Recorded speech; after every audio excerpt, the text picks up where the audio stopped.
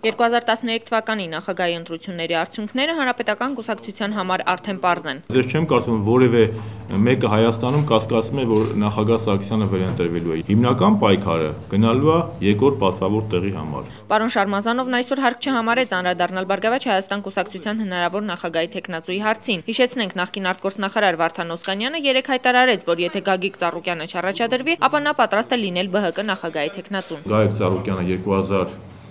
2011-ին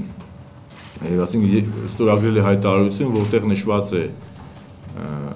որ օրինաց երկիրը, Բարգավաճ Հայաստանը եւ Հայաստանի Հանրապետական կուսակցությունը 2013-ի նախագահական ընտրություններին պաշտպանելու են գործող նախագահ Սերժ Սարգսյանի տեխնոլոգիությունը եւ ստորագրված է այդ հայտարարության տակ պարոն Ծառուկյանի կողմից